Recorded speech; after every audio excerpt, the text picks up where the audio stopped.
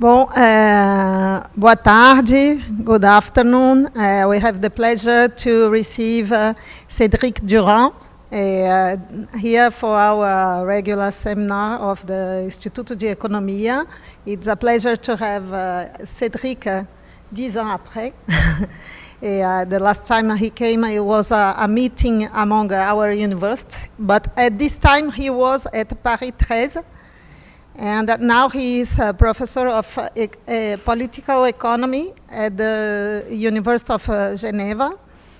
And he is going to present this last work on theory of ecological planning, but he works with several other issues.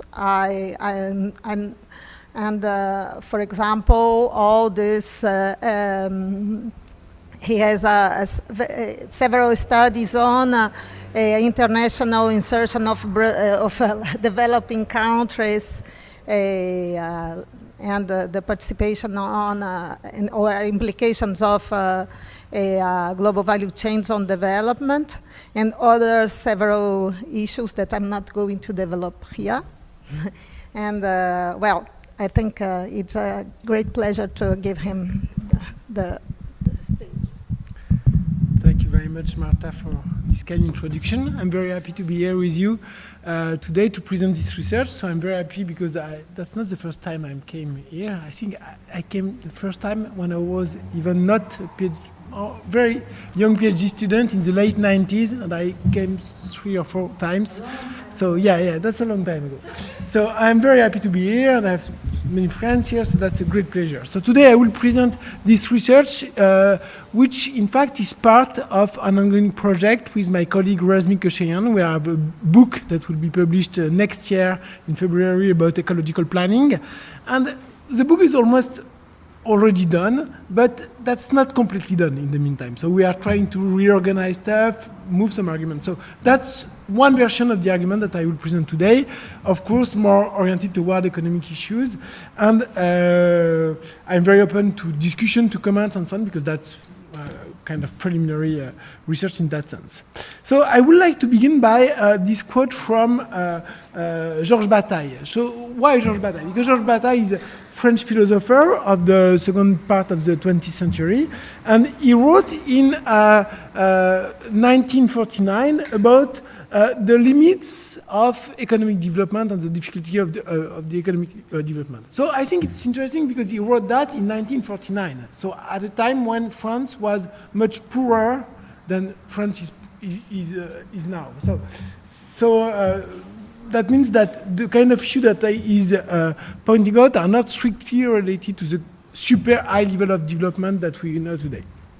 So his issue is the issue of the surplus, the problem of the surplus. And he said that the products can only be put to productive use, so invested, to the extent that human economic activity is able to increase its equipment. And the idea that we find always a way to use productively the surplus seems to be obvious, but in fact that's not obvious. At some point there is a limit. That's not something that is given. That's not indefinitely possible. So we cannot invest more forever. That's his point. And he says something more. He said there is a limit, and the limit, in fact, is ultimately it's the size of the Earth's surface that limits global growth. So we have these limits at some point. And he also stressed the fact that if we do not have the strength to limit that growth, use the term energy, but I think here we can translate that more into this dynamic of forever investment.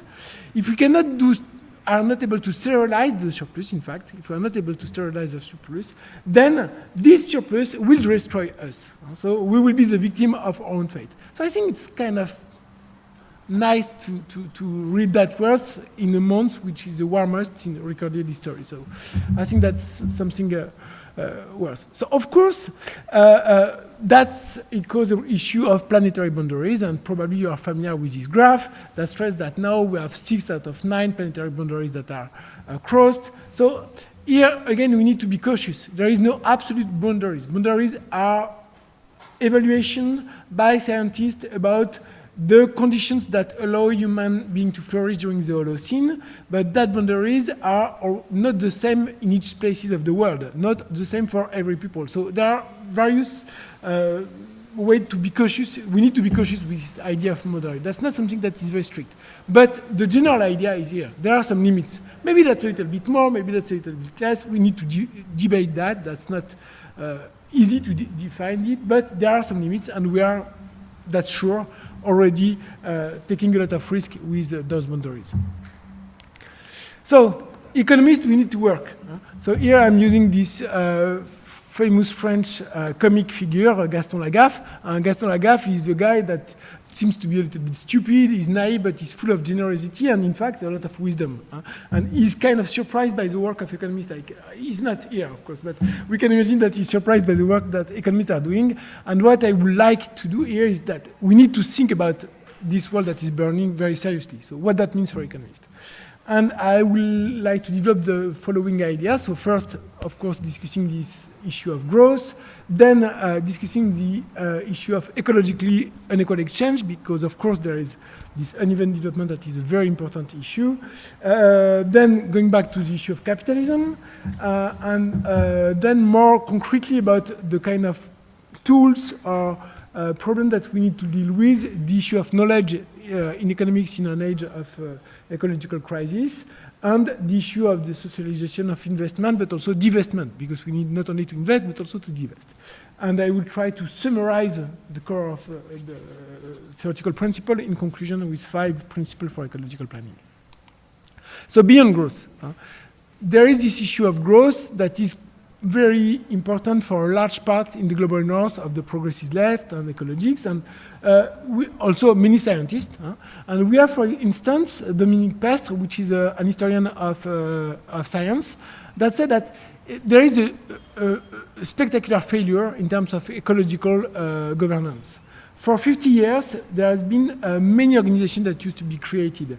There was the creation of the UN Environment Agency. There is also the OECD that made more than 500 reports on the issue of environment in 50 years. There are more than 150 agencies, many meetings of ministers, government, and so on. And at the end of the day, there has been no significant break on the environmental crisis. So a lot of action, but not a lot of results. Maybe that would have been worse, but that's not enough at least to reverse the ecological crisis. And the argument of Dominique Pestre is twofold. He said there are some stuff that do not work at all. Basically, corporate social responsibility. There is no effect to that. If you ask corporations to define by themselves what they should do to protect the environment, there is no outcome. What works a little bit is national regulation. So at the national level, we are able to make some regulations. But that's not enough. And why that's not enough? He says that because there is a lot of pressure to circumvent those regulations in the name of growth, because growth is really a key priority for social and political coalition all over the world. So basically, his point is we need to face growth. So that's one of the arguments against growth that is, but I could have given other scientists, but that's one way to phrase the argument. And there is a reasonable case against growth. And I think one of the best pieces in the academic research about that is this paper by Jason Hickel and Georgos Kallis in 2020, where they discuss reasonably the issue of economic growth.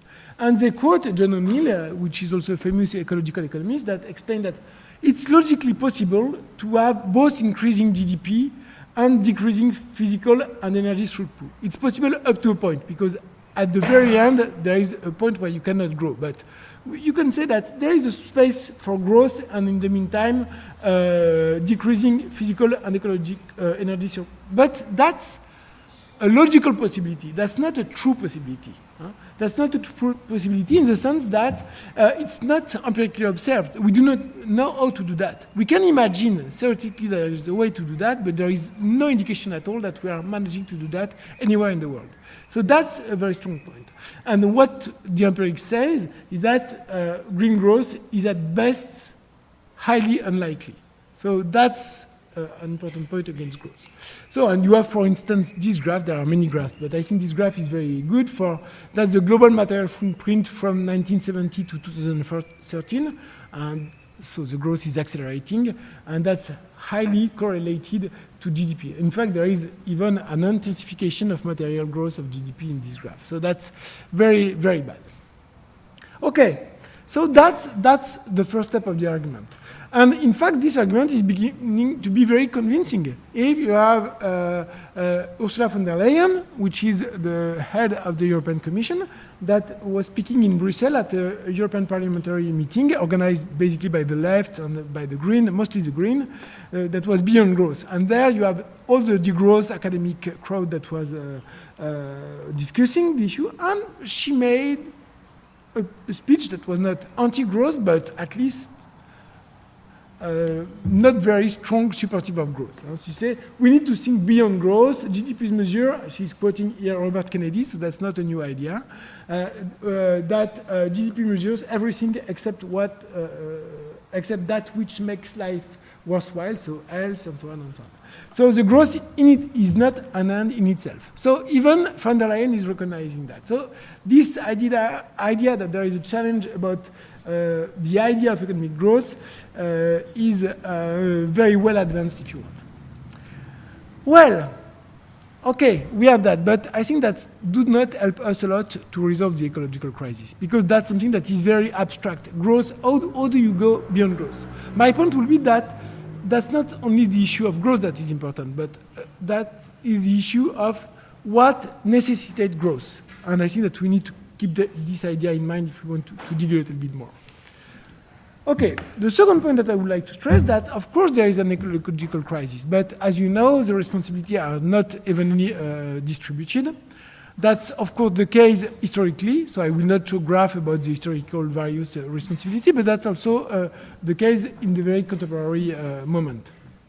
And here you have this presentation by, this is a paper by Dorninger, Hornberg, and other authors that was published also 3 years ago.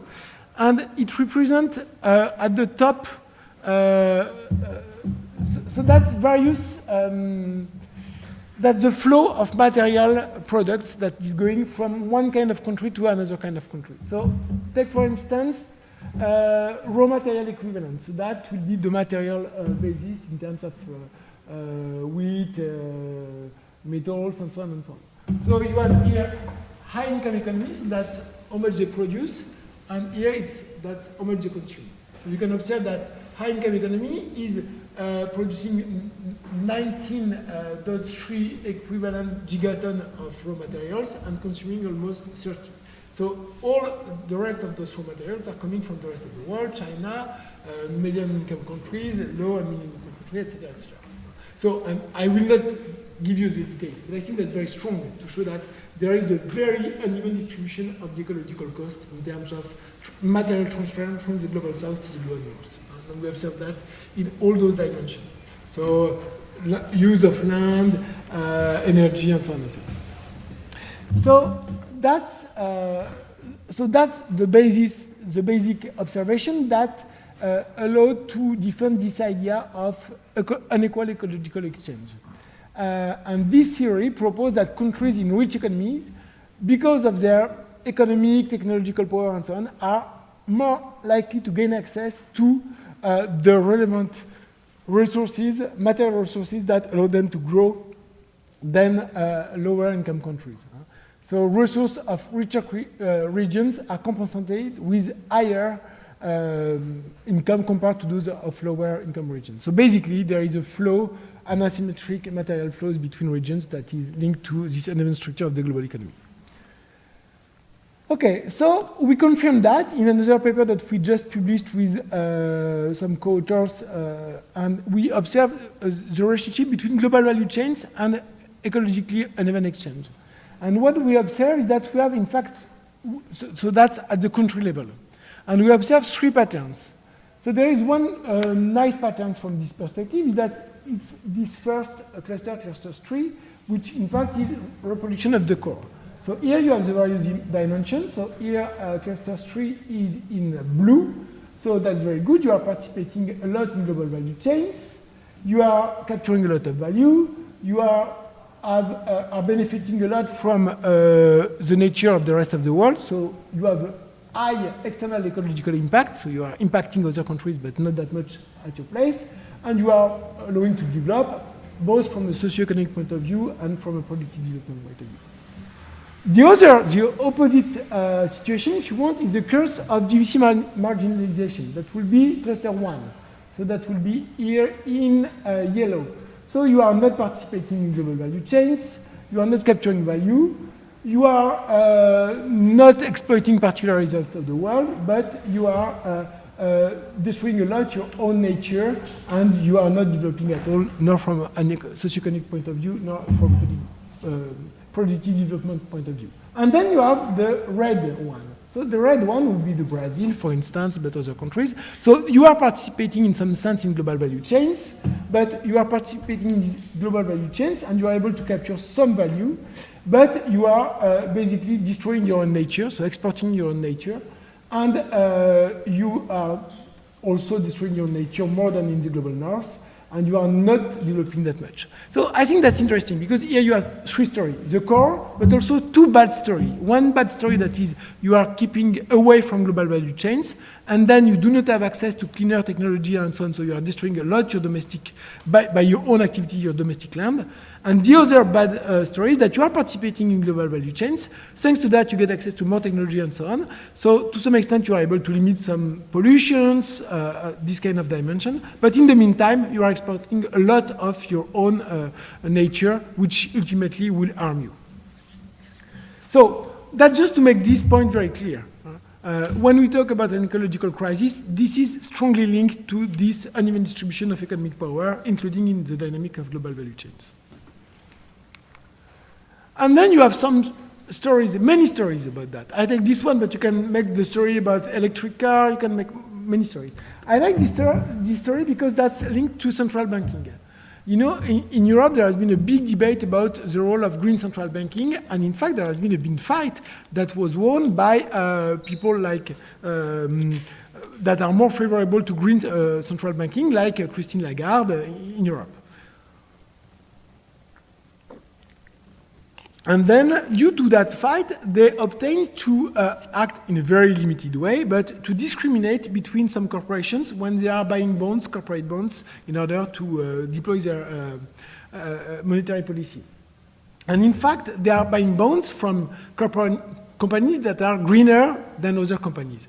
For instance, Iberdrola. And Iberdrola, what Iberdrola is doing, it's a big corporations making a lot of wind, aeolian energy. Oh, you say aeolian in English, I'm not sure, but wind energy.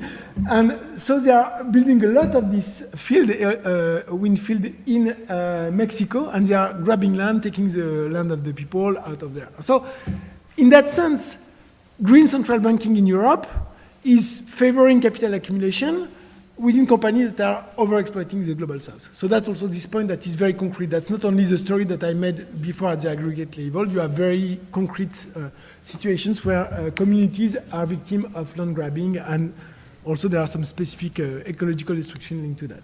So beware of greening in the global north without a consistent perspective in the north-south framework. So that was my second point. Ecologically, an equal exchange is something key in order to make sense of the ecological crisis and the way to resolve that. Well, so it's not growth per se. We have this asymmetric organization of the world. Of course, you know who is the problem. It's capitalism, stupid. So that's this idea of the iron cage of exchange value growth compulsion that is leading this destruction. In fact, that's not something that is very, there is a strong agreement about that, surprisingly. You know maybe this guy, Derek Brower, is US energy editor of the Financial Times, and just 2 weeks ago, he published a column where he explained that capitalism won't deliver the energy transition fast enough. So capitalism is not able to do that.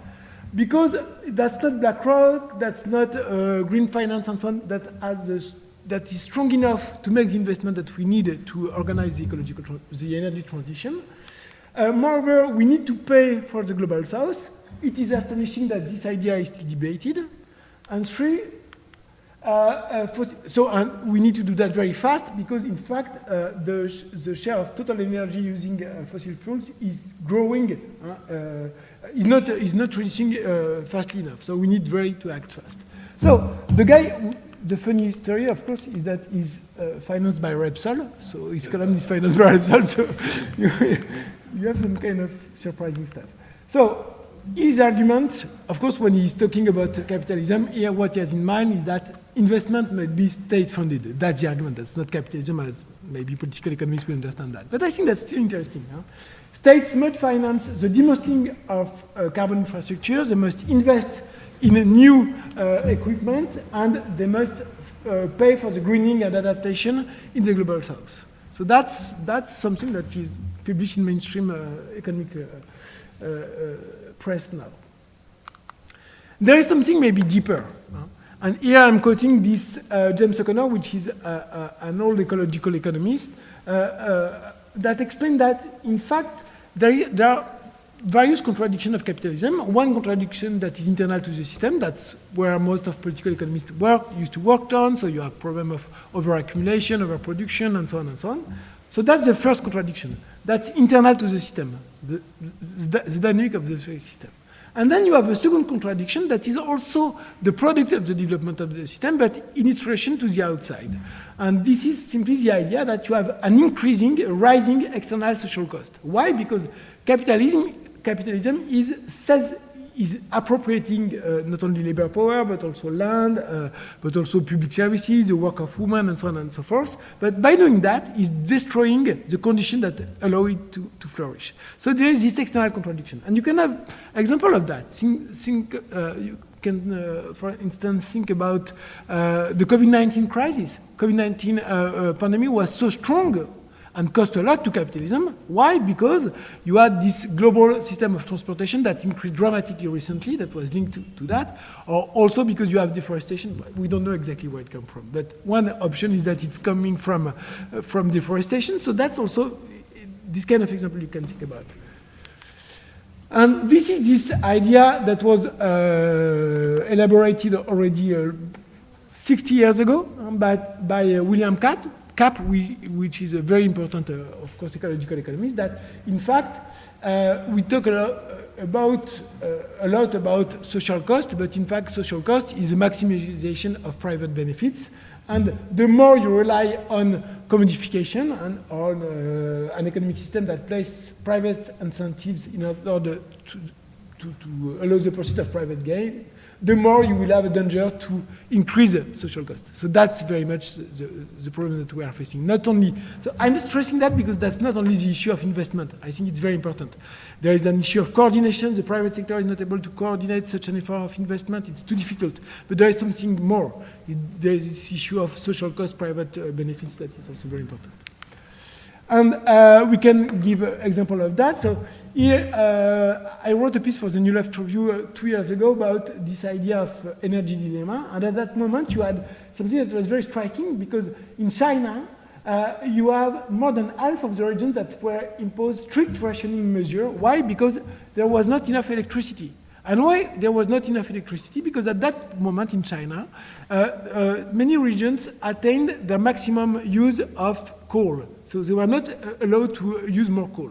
And of course, what the Communist Party decided, he decided to relieve the constraint on that, so to allow more pollution in the name of growth. So at that moment, you had a very true, a very concrete energy dilemma. So or you limit the consumption of energy, or you and then you accept an economic slowdown, or you ask for more energy production in order to sustain your economic development.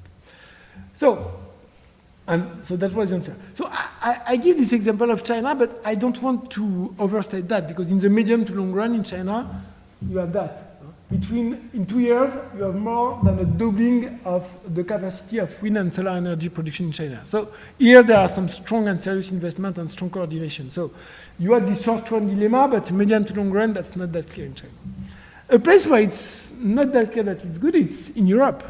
In Europe, you have the war in Russia, of course, and at that moment, you had something that was kind of decision that was, if you want, that was constrained decision to stop the access to some cheap sources of hydrocarbon, and the impact was very strong on the European economy, on Germany especially, and so you have some rationing plan, and now Germany is standing very strongly, and there is a lot of discussion about the end of the growth of the industry in Germany and the implication for Europe and so on. So that's more medium to long-term dilemma, I think, that is stronger in the case of Europe than in the case of China.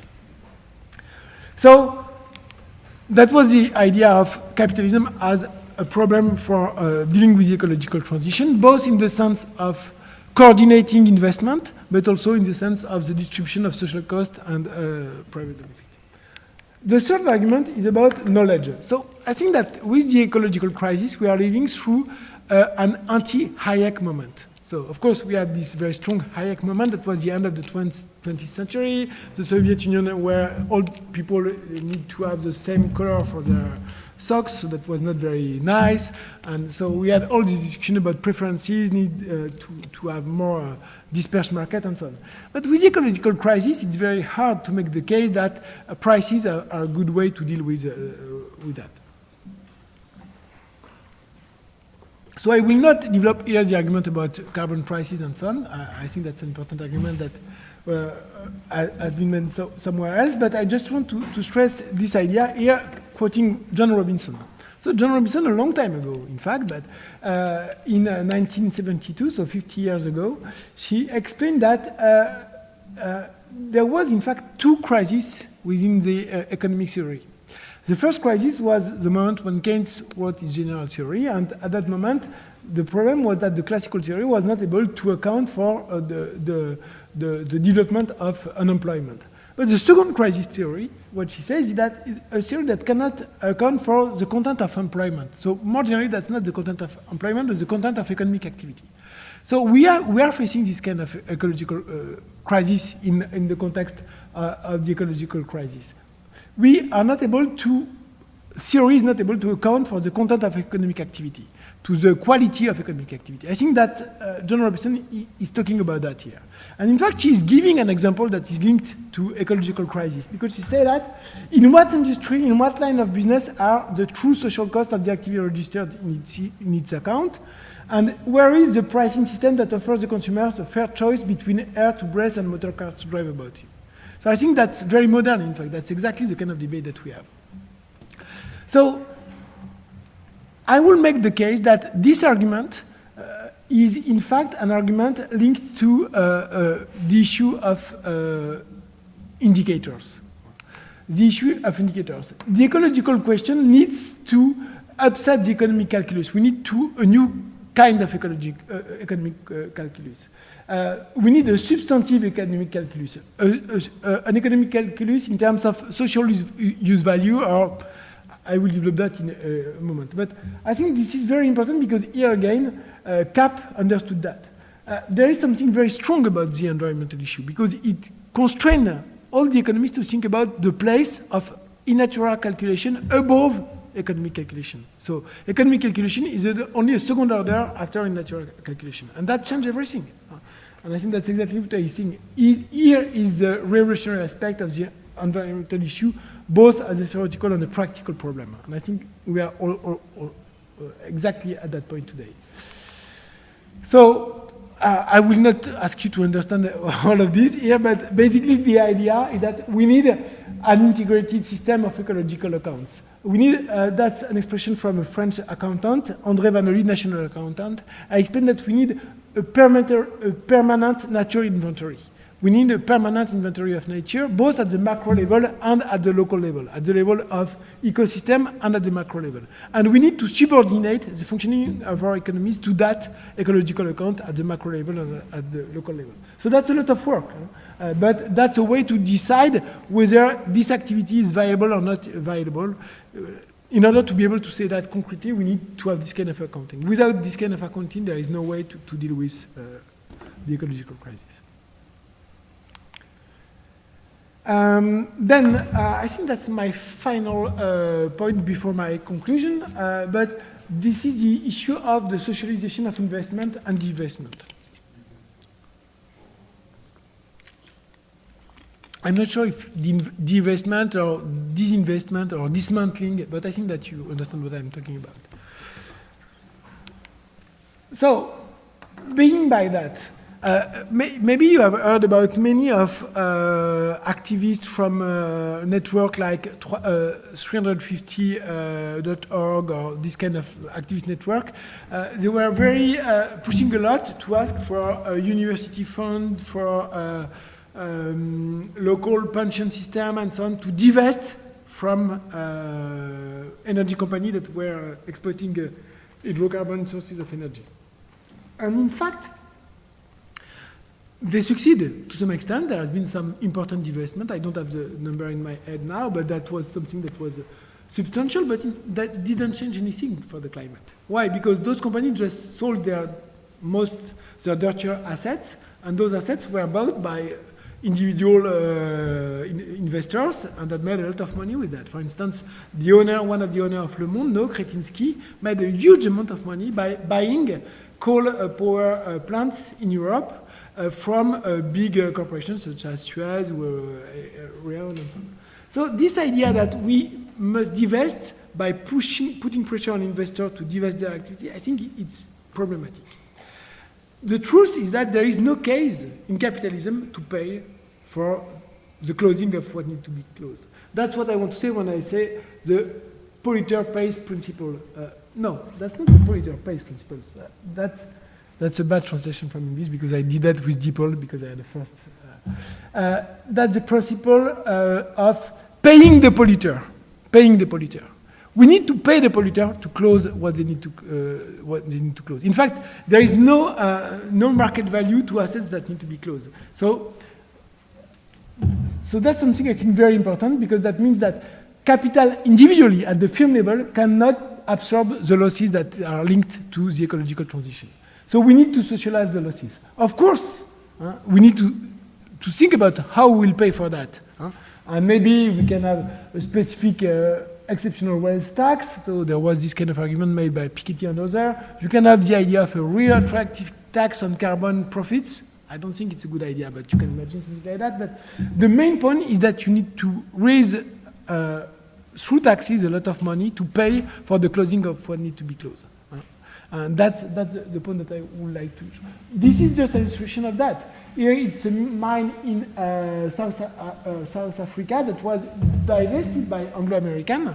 And so it's still operating, but we need to close it at some point if we want to. And tens of thousands of people are depending economically from this mine, and who will pay for that? It's not Anglo-American, they're already divested. So who will pay for that? We need to think about that. So, socialization of investment. So here that's the other side. We need to invest a lot in cleaner energy and so on.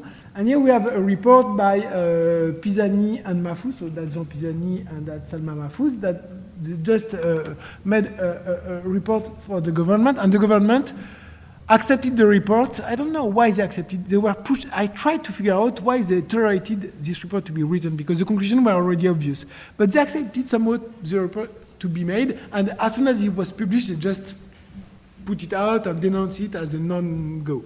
Because the report is very strong, and they say that there is a need for a huge push in terms of investment that need to be financed or by debt or by taxes and by a specific form of wealth tax.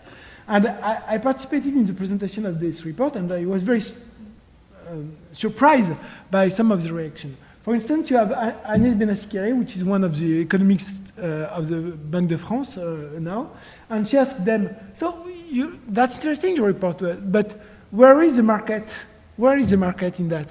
Yeah, because what they explain is that in France, if you want to do in 10 years what needs to be done in order to comply with the goals that are officially accepted by the government, you need for the poorest people, they need to invest about 4.5 years of their income before 2030. So that doesn't exist. So to change their car and to renovate their house, in average, for the poorest people, that's 4.5 years of their income in 7 years. So there is no way that they can pay for that. And for the middle classes, that's 2.5 years in less than.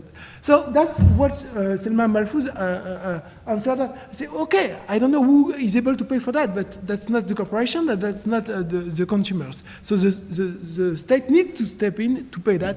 If you are not doing that, we will not be able to attain our goals. So that is, I think, a very strong statement, but that's a huge report. And in fact, that's 8 reports, each of them 250 pages, so a lot of technical stuff, but that's very, very interesting.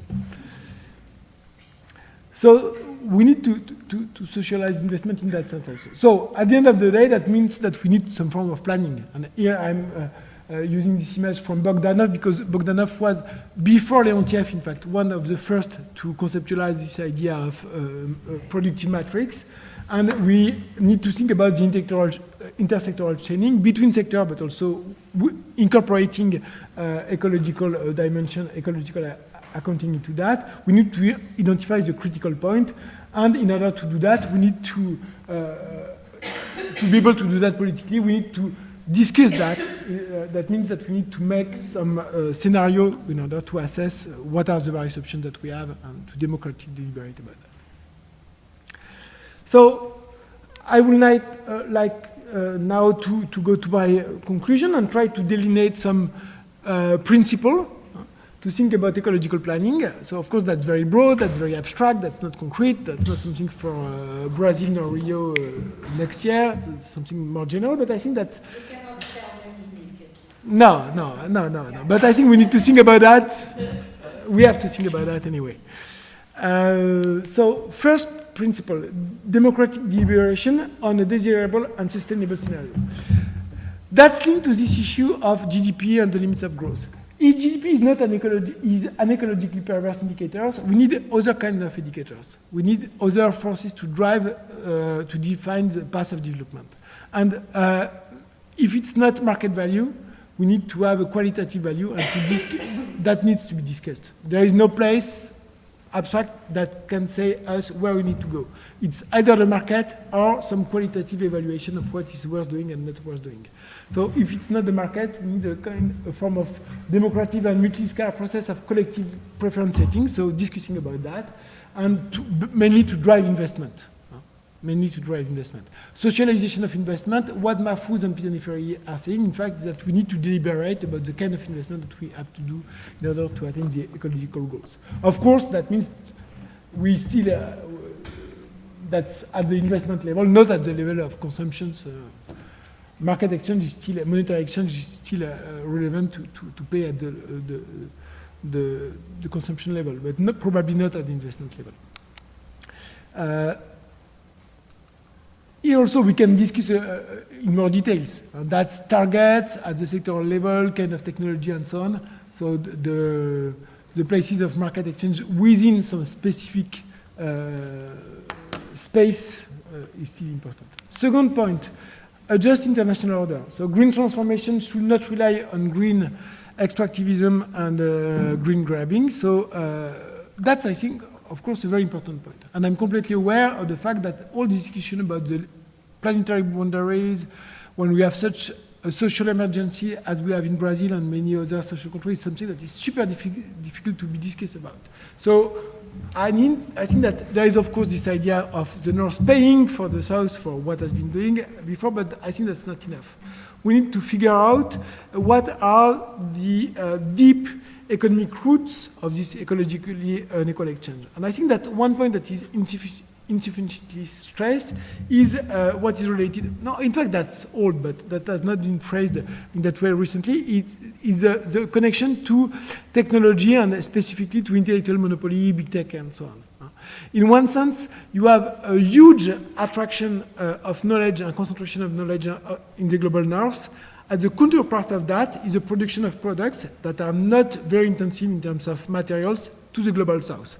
And in order to pay for that knowledge embodied in those products in the global north, the south have to export a lot of material stuff.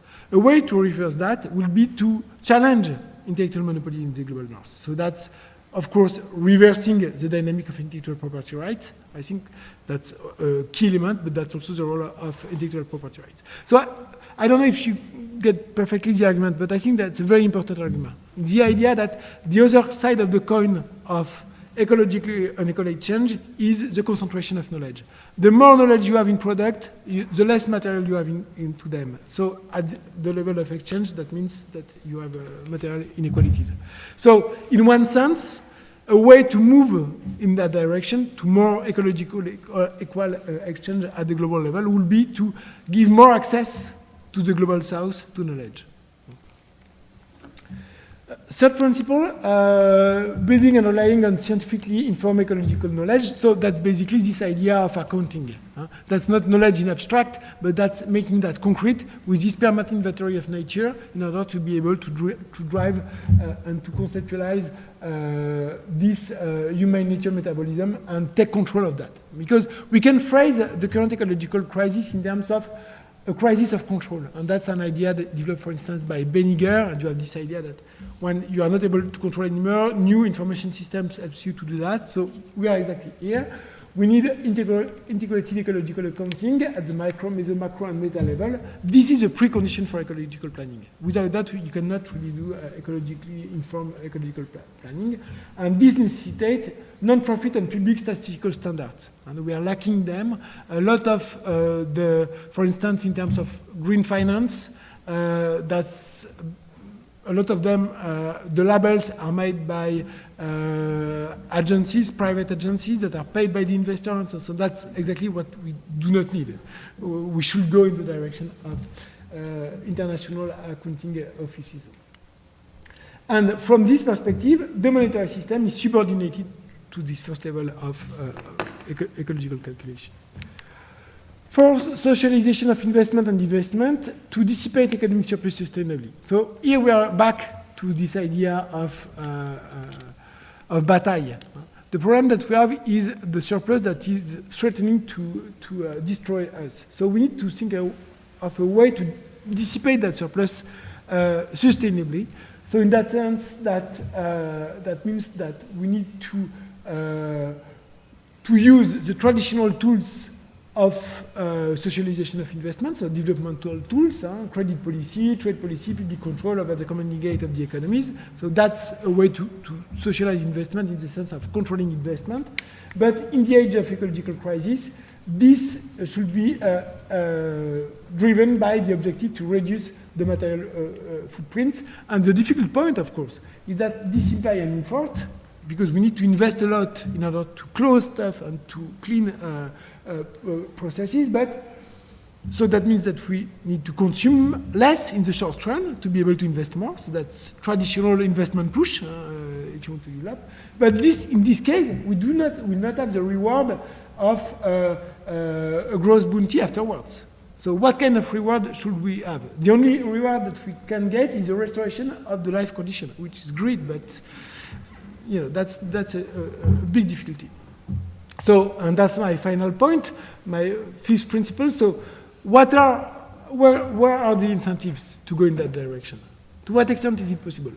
And, well, I can say something. I'm not very sure that there is any feasible way to go in that direction, but I was just trying to think about that. So, that justice and empowerment. So, justice in the terms of reduction of inequality, there is a lot of room here to pay for the effort, but probably that will not be enough if we do not have the prospect of the gross bounty. So one way would be to consume better. Consume better, that means phasing out ecologically disastrous consumption cascade, so the way of living of the rich, and so that's this idea of Veblen, that the consumption pattern of the rich are for the whole population, kind of standards that people try to attain. So we need to stop this consumption cascade by basically adopt punitive ecology standards about criminal consumption. And then we also can think about scaling back advertisement industry and discard alienated consumption. So because we know that there is a lot of problems with consumptions. Consumption is not always good. To some extent, it's some satisfaction, but there is also many bad consumptions.